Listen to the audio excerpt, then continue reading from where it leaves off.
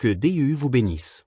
C'est une joie de vous accueillir dans vos foyers, et si vous êtes de passage dans notre région, n'hésitez pas à nous rendre visite et à participer à l'un de nos offices. Je vous promets que nous vous ferons sentir comme chez vous. J'aimerais commencer par une petite histoire amusante. J'ai entendu parler de cet homme célibataire assis dans un avion à côté d'une magnifique femme célibataire. Ils ont entamé une conversation et il lui a demandé quel genre d'homme elle aimait. Elle a répondu, « Eh bien, j'aime les hommes amérindiens avec leur pommette haute et leur peau dorée. J'aime aussi les hommes juifs, ils sont si brillants et prospères. Et j'aime les bons vieux garçons du Sud avec leur accent traînant. Quel est votre nom ?» Il a répondu, « Je m'appelle Geronimo Bernstein, mais mes amis m'appellent Booba. » Dites-le comme si vous y croyez, cette Bible est la mienne. Je suis ce qu'elle dit que je suis. J'ai ce qu'elle dit que j'ai. Je peux faire ce qu'elle dit que je peux faire. Aujourd'hui, on va m'enseigner la parole de Dieu. Je confesse avec audace que mon esprit est alerte, mon cœur est réceptif. Je ne serai plus jamais le même. Au nom de Jésus. Que Dieu vous bénisse. Je veux vous parler aujourd'hui de l'importance de protéger votre paix. Nous devrions nous lever chaque matin en nous attendant à passer une bonne journée, à recevoir la faveur, sachant que Dieu dirige nos pas. En même temps, nous devrions réaliser que tout ne se passera peut-être pas parfaitement. Que tout le monde ne nous traitera pas correctement. Que nos plans ne se dérouleront pas comme prévu. Il peut y avoir des obstacles en chemin, des choses que nous n'avions pas prévues. Si vous ne comptez profiter de la journée que si vos plans fonctionnent, alors vous vous préparez à la déception. Dans nos voitures, nous avons un pneu de secours. Lorsque je conduis quelque part, je ne m'attends pas à crever, je ne m'attends pas à heurter un nid de poule. Je m'attends à arriver à destination comme prévu. Mais même si je m'attends à ce que les choses se passent comme je le souhaite, j'ai prévu le cas où ce ne serait pas le cas. J'ai pris des mesures à l'avance au cas où le pneu crève. De la même manière, même si vous vous attendez à ce que vos plans fonctionnent, même si vous vous attendez à de bonnes opportunités, vous devez avoir votre pneu de secours. Vous devez prendre des dispositions au cas où les choses ne se passeraient pas comme vous le souhaitez. Comment se procurer un pneu de secours? Au début de la journée, vous devez prendre la décision que peu importe ce qui se passe, vous n'allez pas vous énerver. Peu importe ce que quelqu'un dit, vous n'allez pas être offensé. Peu importe les retards, les déceptions ou les mauvaises surprises, vous n'allez pas être aigri. Vous avez déjà décidé de rester en paix. C'est ça, s'assurer d'avoir son pneu de secours. Si quelqu'un est impoli avec vous, votre attitude, ce n'est pas grave. Je ne vais pas m'asseoir sur le bord de la route et bouder. Je vais mettre mon pneu de secours et continuer d'avancer. Si vous heurtez un nid de poule, si quelque chose d'inattendu se produit, si votre proche tombe malade, si votre enfant a oublié ses devoirs, si le prêt n'a pas été accordé, vous pourriez être contrarié, inquiet, mais vous avez votre pneu de secours. Vous avez décidé à l'avance de rester en paix. Et les gens dans votre vie, aussi bons soient-ils, ne sont pas parfaits. Il n'y a pas de patron parfait, pas d'amis parfait, pas de voisin parfait, pas de conjoint parfait. Victoria dit que je le suis, mais je sais qu'elle ment ou qu'elle le dit par la foi. Laissez aux gens la place d'être humains. Arrêtez de vous attendre à ce qu'ils agissent parfaitement tout le temps. Eh bien, ils m'ont blessé. Si vous avez votre pneu de secours, vous leur pardonnez et vous passez à autre chose. N'ayez pas d'attentes irréalistes. Cette personne que vous aimez tant, aussi bonne soit-elle, vous décevra parfois, elle dira des choses qu'elle ne devrait pas dire. Ne vous laissez pas facilement offenser. Eh bien, mon conjoint ne m'a pas dit qu'il m'aimait aujourd'hui. Cette voisine ne m'invite plus comme avant. Mes collègues ne m'ont pas félicité pour ma grande présentation. Vous ne savez pas ce qui se passe dans leur vie. Ne le prenez pas personnellement. Voici une clé, votre bonheur n'est pas la responsabilité de quelqu'un d'autre. Vous êtes responsable de votre propre bonheur. Trop souvent, nous comptons sur les autres pour nous remonter le moral, nous encourager, nous faire nous sentir bien dans notre peau. C'est mettre trop de pression sur les gens dans votre vie. Laissez-les tranquilles. Personne ne peut vous réparer, à part notre Père Céleste. Ne demandez pas aux gens ce que seul Dieu peut donner. Traversez-vous la vie sans pneu de secours, n'étant heureux que si les choses se passent comme vous le souhaitez? Le problème, c'est que les routes sont accidentées. Il y aura des nids de poules, des défis inattendus. Sans pneu de secours, vous resterez bloqué sur le bord de la route, aigri par une rupture, contrarié parce qu'un collègue vous a laissé de côté, stressé par la circulation. La vie est trop courte pour la vivre en étant offensé, contrarié, découragé. Ce jour est un cadeau de Dieu. Nous ne serons pas toujours là. Vous devez vous affirmer et dire, je ne vais pas laisser les mêmes choses continuer à me contrarier. Je vais rester en paix. Même si le patron est injuste, même si mon conjoint est de mauvaise humeur, même si mon vol est retardé, même si le rapport médical n'est pas bon, c'est le jour que le Seigneur a fait. J'ai décidé que j'allais en profiter. Lorsque nous vivons dans l'offense, le désarroi et le découragement, nous déshonorons Dieu. Il nous a confié la vie. Il aurait pu choisir n'importe qui pour être ici, mais avant le début des temps, dans sa grande miséricorde, il vous a choisi. Non seulement il vous a choisi, mais il vous a créé à son image. Il a planifié vos jours, il vous a couronné de sa faveur. Maintenant, il dirige vos pas. La meilleure façon d'honorer Dieu est de se lever chaque jour avec passion, en donnant le meilleur de soi-même, en poursuivant ce qu'il a mis dans votre cœur. Ne restez pas bloqué dans les nids de poules de la vie. Secouez les offenses, secouez ce que quelqu'un a dit, secouez l'apitoiement sur soi, l'amertume. Dieu a vu tout ce qui vous est arrivé. Il sait ce qui était injuste, il sait comment vous avez été traité. Rien ne lui est une surprise. Si vous continuez à avancer, il ne vous fera pas seulement sortir de là, il vous en fera sortir meilleur. Eh bien, Joël, je le ferai, mais ces gens au travail ne me traitent pas bien, ils sont injustes, ils m'énervent. Vous ne pouvez pas contrôler ce que les autres font, mais vous pouvez contrôler ce que vous faites. Si vous les laissez vous contrarier, vous donnez votre pouvoir, vous les laissez vous contrôler. L'Écriture dit que Dieu nous a donné le pouvoir de rester calme dans les moments d'adversité. Vous n'êtes pas obligé de laisser les mêmes choses continuer à vous contrarier. Arrêtez de vous dire « je ne peux pas m'en empêcher ». Ils savent juste comment appuyer sur mes boutons. Essayez une nouvelle approche. Décidez à l'avance que vous allez rester en paix et vous puiserez dans ce pouvoir de rester calme. Un homme marchait dans la rue avec son ami pour acheter un journal. Ils sont arrivés au kiosque du coin où l'homme achetait le journal tous les jours. Le vendeur derrière le comptoir était aussi désagréable que possible. Froid, inconsidéré, il agissait comme si l'homme le dérangeait. L'homme a acheté le journal, a souri et a dit « J'espère que vous passerez une excellente journée ». Le vendeur n'a même pas levé les yeux, n'a même pas reconnu qu'il avait dit quelque chose. Son ami a dit « Mon ami, qu'est-ce qui ne va pas avec ce vendeur? Est-il toujours aussi impoli ?» L'homme a répondu « Tous les matins ». L'ami a dit « Êtes-vous toujours aussi gentil ?» Il a répondu « Tous les matins ». L'ami, perplexe, a demandé « Pourquoi ?» L'homme a répondu « J'ai décidé que je ne laisserai pas une autre personne gâcher ma journée. » Il disait « J'ai mon pneu de secours. Oui, je heurte ce nid de poule tous les matins, mais je ne vais pas rester bloqué ici à me disputer, à être impoli, à le laisser gâcher ma matinée. » Et il se peut que vous voyiez tous les jours des gens qui ont le don de vous énerver. Ils ont l'impression que leur vocation dans la vie est de vous rendre malheureux. La bonne nouvelle, c'est que vous êtes en contrôle. Ils ne peuvent pas vous rendre malheureux à moins que vous ne les y autorisiez. Ils ne peuvent pas vous frustrer, c'est votre choix. Ne passez pas les 30 prochaines années à vous laisser contrarier par les mêmes choses, à abandonner votre pouvoir. Prenez une décision comme cet homme, vous ne laisserez pas une autre personne gâcher votre journée.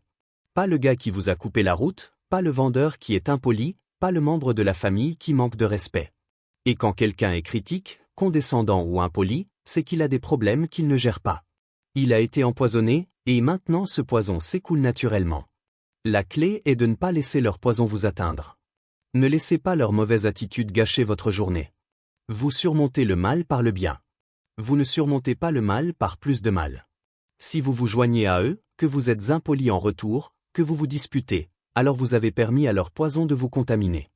Mais lorsque vous empruntez la voie la plus noble, lorsque vous vous élevez au-dessus de ça et que vous êtes gentil avec ceux qui ne le sont pas, que vous êtes respectueux quand les gens sont irrespectueux, vous êtes un aigle.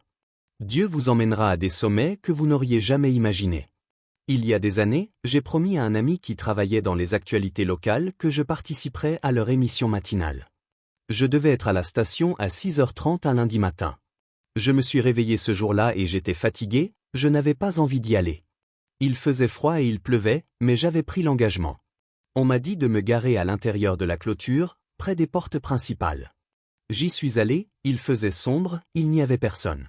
J'étais sur le point de me garer et de sortir quand cette dame est arrivée en courant, une gardienne de sécurité, agitant les deux bras comme si j'avais commis un crime majeur. Elle a dit « Qu'est-ce que vous faites? Vous ne pouvez pas vous garer ici. C'est réservé à nos invités spéciaux. » J'ai pensé « Mon Dieu, je vais avoir besoin de 3 pneus de secours pour cette dame. Elle est comme une boule de démolition. » J'ai dit « Madame, je suis à l'émission ce matin.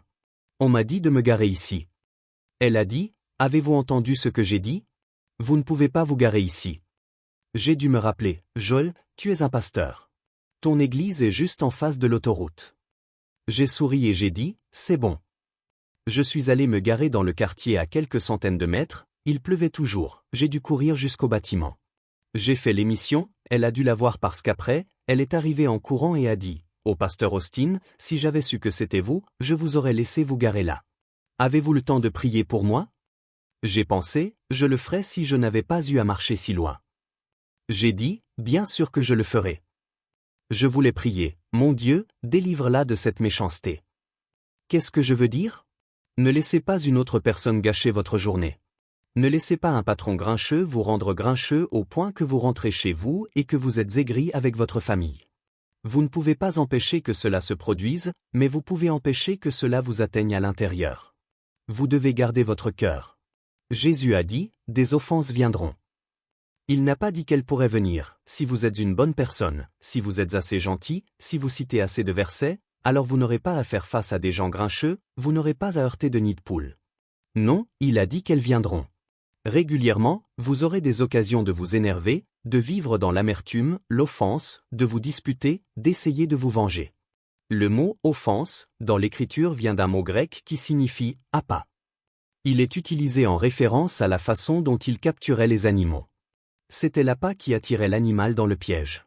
Lorsque vous êtes tenté d'être offensé, que quelqu'un dit quelque chose de désobligeant, qu'il vous laisse de côté, reconnaissez que l'ennemi vous offre l'appât. Il essaie de vous attirer dans le piège.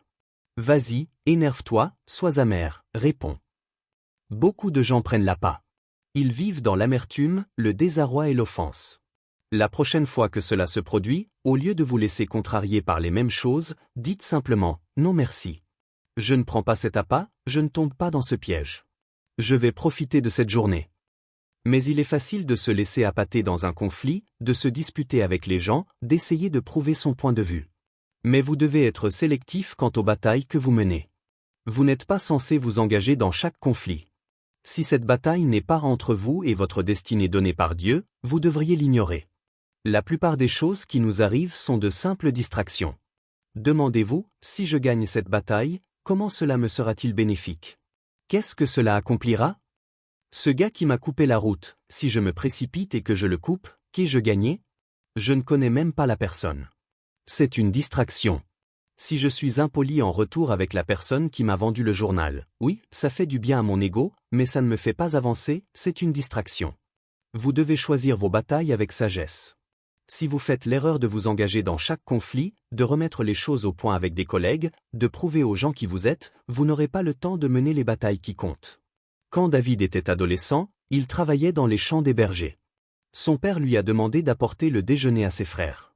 Ils étaient dans une autre ville et servaient dans l'armée.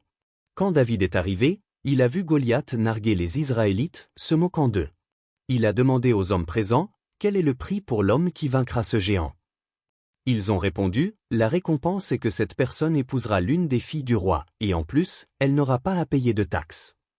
Eh bien, cela a attiré l'attention de David. Il a réalisé que c'était une bataille qui valait la peine d'être menée. Il y avait des bénéfices. Mais quand le frère aîné de David, Eliab, l'a entendu s'enquérir de la possibilité de combattre Goliath, il a essayé d'embarrasser David.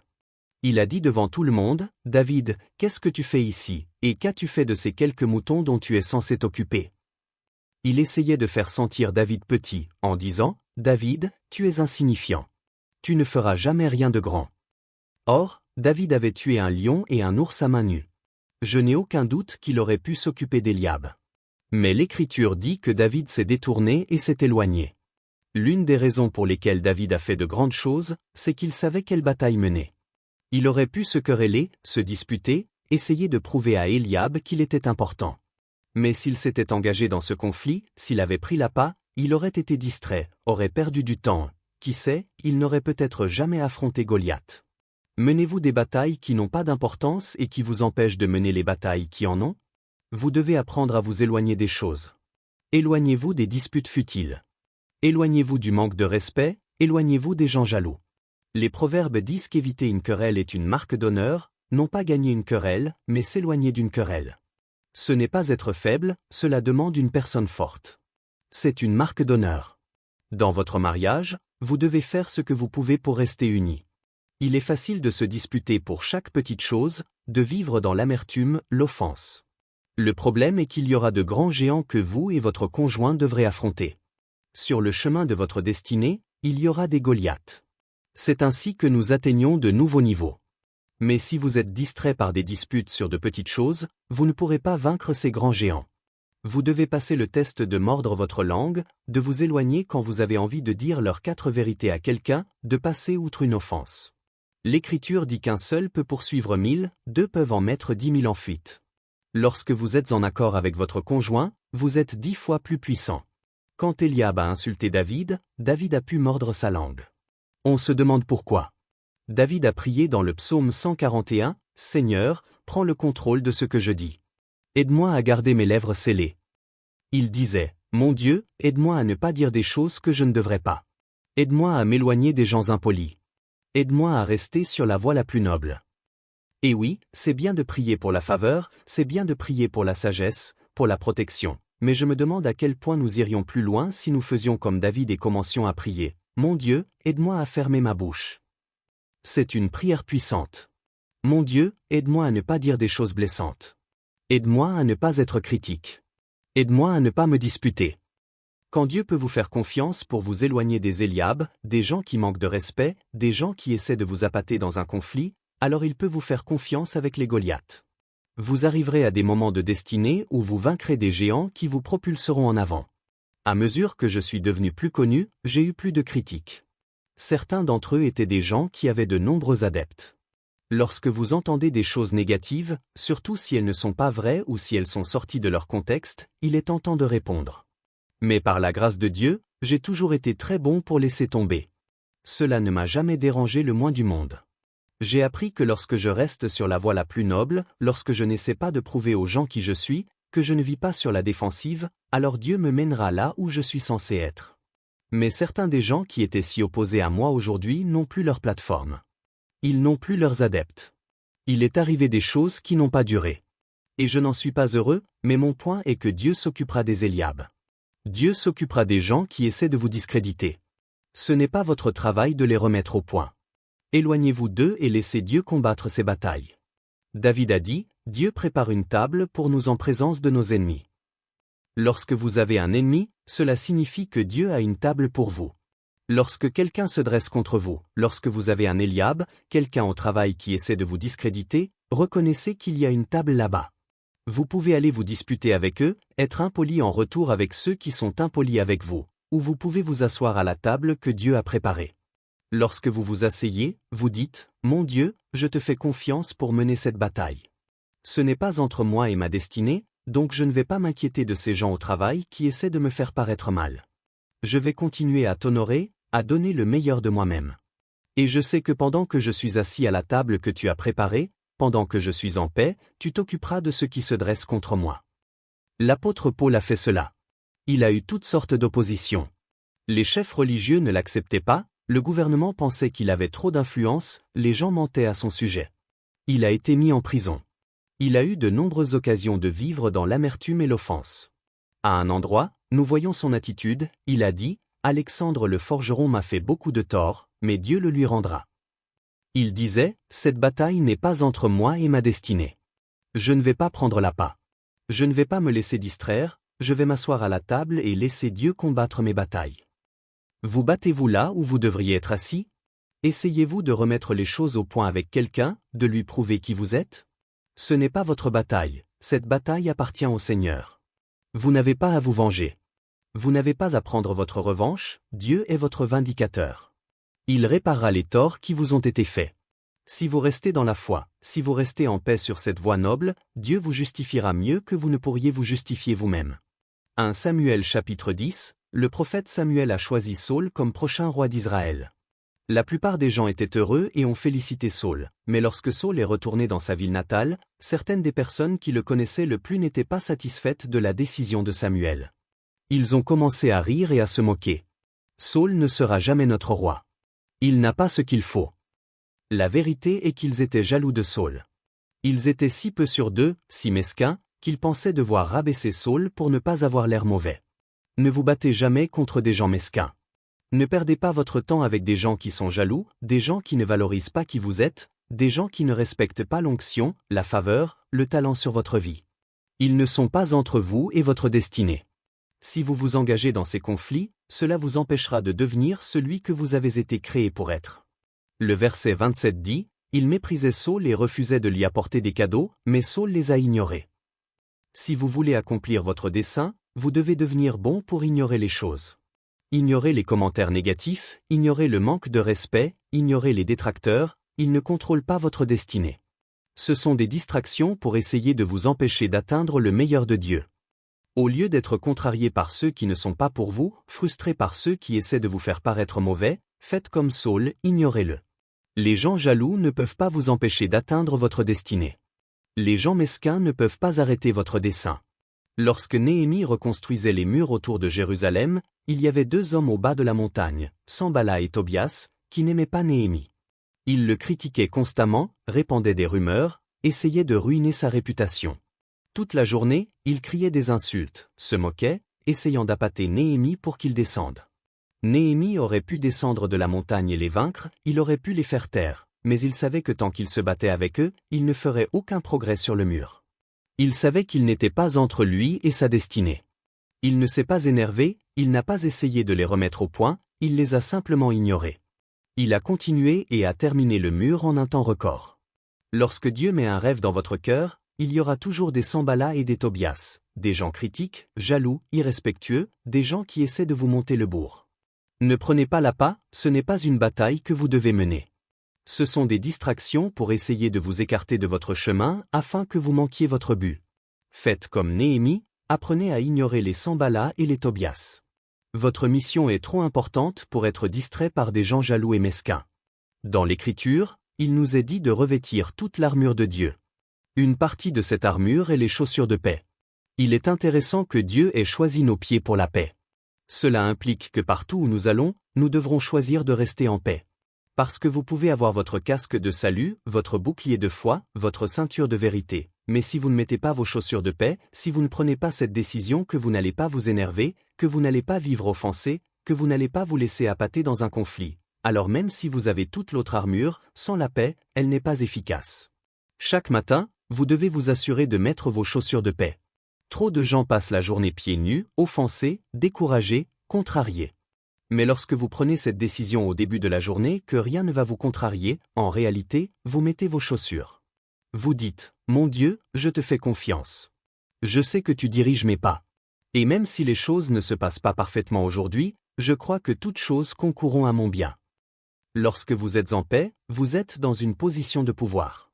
Lorsque vous êtes contrarié, découragé, offensé, c'est tout le contraire, vous n'aurez pas la force dont vous avez besoin. La prochaine fois que vous êtes tenté d'être offensé, reconnaissez ce qui se passe, ne prenez pas cet appât.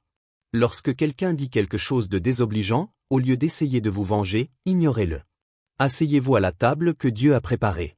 Lorsque vous vous éloignez des Éliab, des batailles qui n'ont pas d'importance, vous arriverez à vos Goliaths, des opportunités qui vous propulseront en avant.